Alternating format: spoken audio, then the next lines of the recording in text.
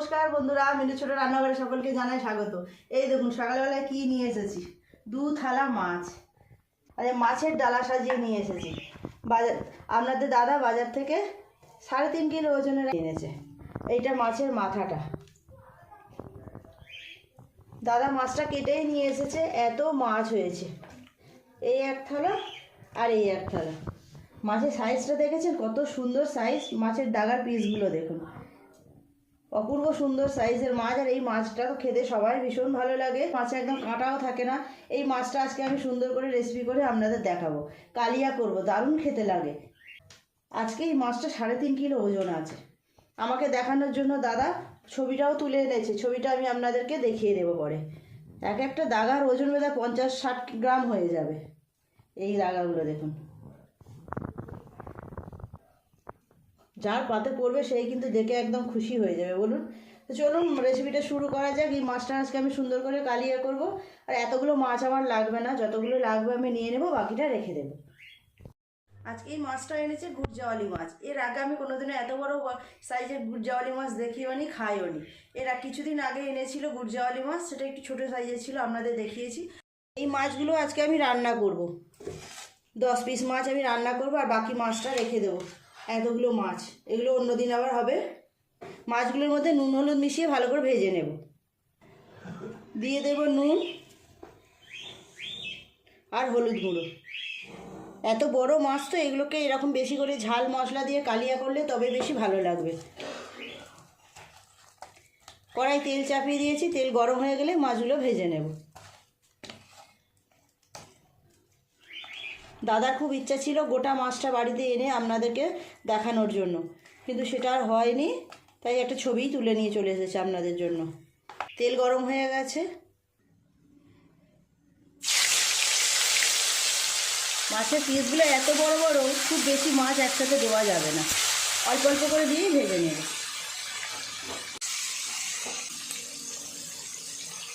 মাছগুলো ভাজা হোক, এই সময় আমি একটা মশলা করে নেব। আদা, পরিমাণ মতো আদা নিয়েছি, আর দিয়ে দেব রসুন। অল্প একটু জল দিয়ে একটা সুন্দর পেস্ট বানিয়ে নেব।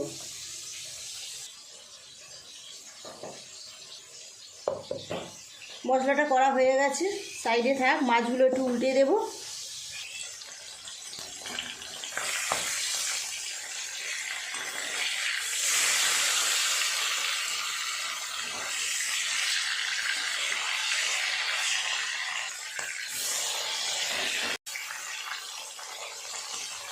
এই মাছগুলো ভাজা হয়ে গেছে, তুলে নেব।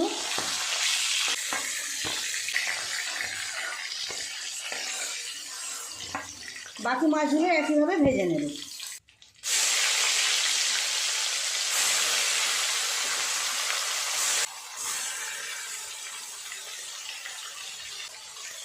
এই মাছগুলো খুব ভালোভাবে ভাজা হয়ে গেছে, তুলে নেব।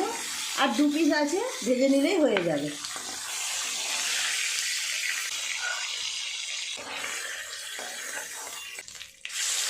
মাছের পেটিগুলো দেখেছেন কত চওড়া চওড়া? পেটিগুলোই যেন মনে হচ্ছে দাগার মতো। কত চওড়া চওড়া পেটি দেখুন, ভেজেও এত বড় হয়ে রয়েছে। এই মাছগুলো ভাজা হয়ে গেছে, তুলে নেব। আমি একবারই কড়াই তেল দিয়েছি, তাতেই সব মাছ ভাজা হয়ে গেছে। বন্ধুরা, আপনারা এরকম মাছ পেলে বাজারে কিনে আনবেন। এই মাছটা এত বড় সাইজের মাছ অবশ্যই সচরাচর পাওয়া যায় না। পেলে এইভাবে এনে রান্না করে দেখবেন, অপূর্ব সুন্দর খেতে হয়। আর একটু তেল দিয়ে দেবো কড়াইয়ে। ফোড়নে দেব 2টো তেজপাতা, 2টো শুকনো লঙ্কা, অল্প একটু গোটা মশলা, আর দেব 1/2 চামচ জিরে। ফোড়নটা একটু নেড়ে চেড়ে নিয়ে দিয়ে দেবো কুচিয়ে রাখা পেঁয়াজ।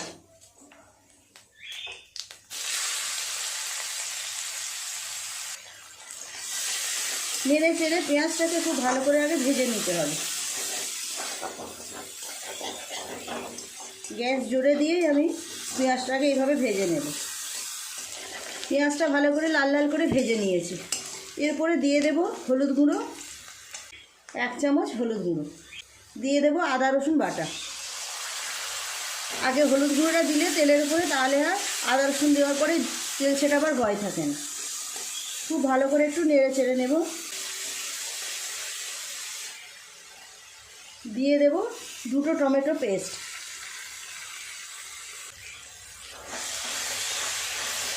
খুব ভালো করে একটু নেড়ে চেড়ে সমস্ত কিছু কাঁচা গন্ধটাকে কাটিয়ে নিতে হবে। এক এক করে এর উপরে মশলা দিয়ে দেব।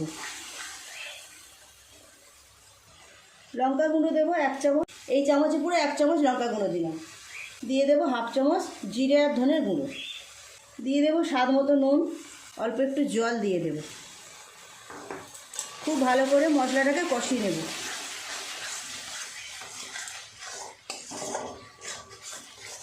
যে কোনো রান্নার অর্ধেক টেস্টই আসে এইভাবে ভালোভাবে মশলাটাকে কষানোর জন্য। দিয়ে দেব টক দই, 2 চামচ টক দই। কাশ্মীরি লঙ্কা গুঁড়ো দেবো রঙের জন্য 1/2 চামচ। খুব ভালো করে কষিয়ে নিতে হবে মশলাটা। যতক্ষণ না তেল ছাড়ে ততক্ষণ এইভাবে একটু মশলাটাকে কষাবো।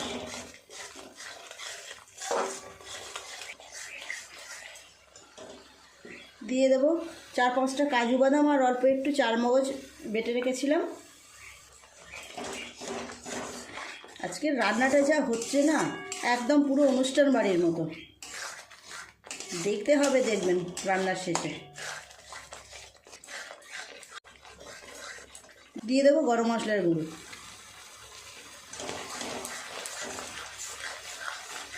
আর একটু ভালো করে নেড়ে চেড়ে নেব। খুব ভালো করে 5-7 মিনিট সময় নিয়ে মশলাটাকে কষিয়ে নিয়েছি। মশলা থেকে তেল ছেড়ে দিয়েছে। দিয়ে দেব পরিমাণ মতো জল। মশলার জার ধোয়া জলটা আগে দেব, আরও অল্প একটু জল দেব। এই রকম রান্না খুব বেশি ঝোল ভালো লাগবে না, অল্প গ্রেভি থাকবে, এরকমই করতে হবে, তবেই বেশি ভালো লাগবে। ঝোলটা একটু ফুটে গেলে দিয়ে দেব ভেজে রাখা মাছগুলো। ঝোলটা খুব ভালোভাবে ফুটে গেছে, দিয়ে দেব মাছগুলো, ভেজে রাখা মাছগুলো।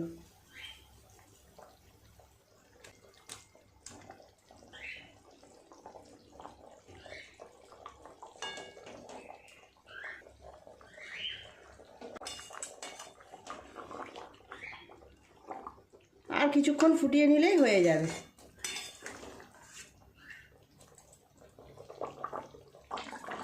কেমন ফুটছে দেখুন টকবক করে। মাছ দেওয়ার পরে আরও 5-7 মিনিট এইভাবে ফুটিয়ে নিলাম। হয়ে গেছে। উপর থেকে একটু ধনেপাতা ছড়িয়ে দিয়ে নামিয়ে নিল।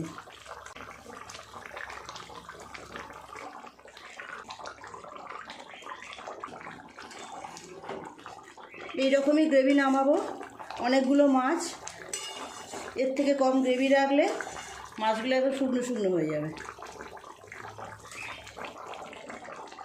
নামিয়ে নেব এবার।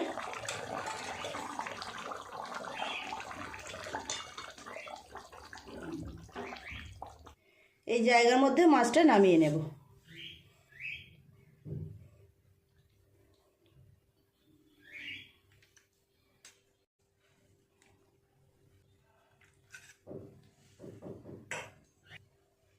কেমন সুন্দর দেখতে হয়েছে দেখেছেন, রংটা এসেছে দেখুন, একদম পুরো মনে হচ্ছে না অনুষ্ঠান বাড়ির মতো।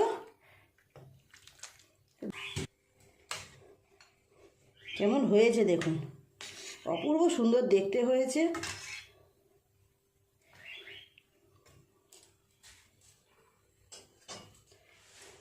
দেখুন বন্ধুরা, কেমন হয়েছে আজকের রেসিপিটা কমেন্ট করে অবশ্যই জানাবেন। ভালো লাগলে একটা লাইক করে দেবেন